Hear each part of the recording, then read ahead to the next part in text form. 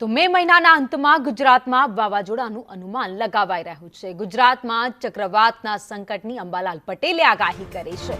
મેના અંતમાં ગુજરાતમાં ભર ઉનાળે અષાઢી માહોલ જોવા મળશે। મહારાષ્ટ્ર અને ગોવાની વચ્ચે ચક્રવાત અત્યારે સક્રિય થશે। ચક્રવાત સક્રિય થતાં જ ગુજરાતમાં ભારે વરસાદની સંભાવનાઓ વ્યક્ત કરાઈ છે। દક્ષિણ ગુજરાતમાં અતિ ભારે વરસાદ પડી શકે છે।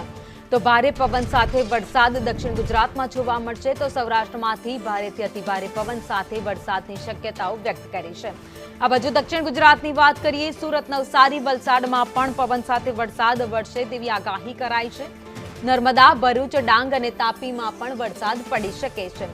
તો દાદરા નગર હવેલી, દક્ષિણ ગુજરાતમાં પણ સંભાવનાઓ વરસાદની દેખાઈ રહી છે। જામનગર, સુરેન્દ્રનગર, મોરબીમાં પણ વરસાદ પડે। જૂનાગઢ, અમરેલી, ચોટીલામાં પણ ભારે પવન સાથે વરસાદ પડી શકે છે। ભર ઉનાળાની ઋતુમાં અષાઢી માહોલ મે મહિનાના અંતમાં રહેવાનું અનુમાન હવામાન નિષ્ણાત અંબાલાલ પટેલે કર્યું છે। કયા કારણો છે, સીધી વાત એમની સાથે જ કરીએ। કાકા, કઈ રીતે વરસાદ રહેવાનો છે અને આ વરસાદનો ક્યારથી ગુજરાતવાસીઓને ગરમીથી રાહત મળે તેવી શક્યતાઓ છે?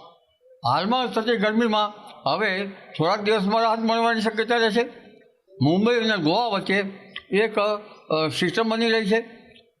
તે પૂર્વે તારીખ 21માં કોઈ સાયક્લોનિક સર્ક્યુલેશનો બનશે અરબ સાગરમાં ભેજ પણ સક્રિય થશે। પરંતુ ઉલ્લેખનીય છે કે તારીખ 24 થી 31 વચ્ચે એક મોટી સિસ્ટમ બની રહી છે।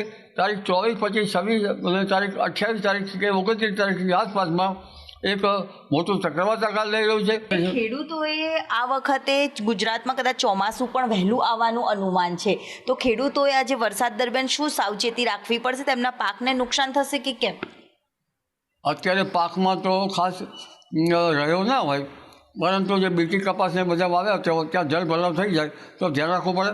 કેટલાક ઉનાળુ પાકો જે છે એ પડી જવાની શક્યતા રહે છે, જેમ કે બાજરી છે, ઘાસચારો છે, એટલે ત્યાંને તો કોઈ અટકાવી શકે નહીં। પરંતુ પશુઓ જે છે વાડામાં રાખેલા એને પણ ક્યાંક જનધનને પણ રોગ આવવાની શક્યતા રહેતી હોય છે। જરૂર, એટલે જ્યોતિષશાસ્ત્ર અનુસાર રોહિણી નક્ષત્રમાં વરસાદ રહેવાનો છે। સાથે જ એક અનુમાન પણ કરવામાં આવ્યું છે કે મહારાષ્ટ્ર અને ગોવાની વચ્ચે એક ચક્રવાત જે સિસ્ટમ સક્રિય થઈ છે, જેને લઈને ઉનાળામાં પણ ચોમાસા જેવો માહોલ સૌ કોઈએ સહન કરવાનો વારો આવશે। હાલ ગરમી પડી રહી છે, પરંતુ 24 તારીખથી ગરમીથી પણ રાહત મળે તેવા એંધાણ આપવામાં આવ્યા છે। કેમેરામેન સાગર દેસાઈ સાથે દિવ્યા ચૌહાણ, સંદેશ ન્યૂઝ, ગાંધીનગર।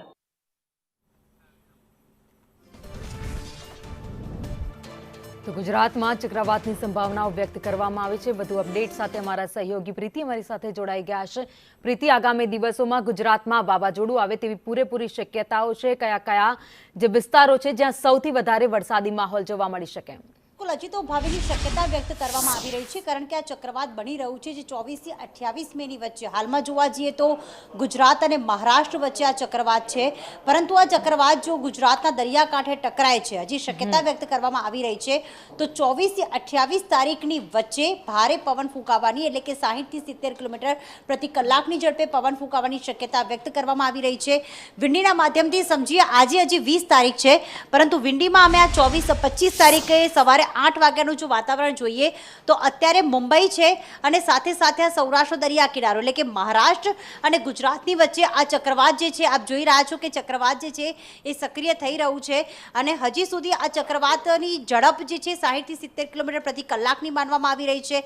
હવે તે ધીરે ધીરે આગળ વધી રહ્યું છે અને જો 25 તારીખે ગુજરાતના દરિયાકાંઠે ટકરાય છે તો આ તમામ જે ગુજરાતના દરિયાકાંઠાનો આખો પટ્ટો જો જોઈ રહ્યા છો, મુંબઈના દરિયાકાંઠાથી લઈને વેરાવળ છે, દક્ષિણ ગુજરાતમાં સુરત છે, વલસાડ છે, નવસારી છે અને સાથે સાથે જામનગરનો આખો દરિયાકાંઠો, પોરબંદર છે, આ બધાની વચ્ચે જે છે એ વાવાઝોડાના કારણે વધુ વરસાદ થઈ શકે છે, અતિ ભારે વરસાદ થઈ શકે છે। પરંતુ આ વાવાઝોડાની જે અસર છે ને એ આવતીકાલથી પણ શરૂ થશે, કારણ કે ગુજરાતમાં અત્યારે છૂટાછવાયા વરસાદની આગાહી જે છે આ તમામ વિસ્તારોમાં કરવામાં આવી છે, એટલે કે સૌરાષ્ટ્ર અને મધ્ય ગુજરાત અને સાથે સાથે અમદાવાદમાં પણ છૂટાછવાયા વરસાદની આગાહી કરવામાં આવી છે। તો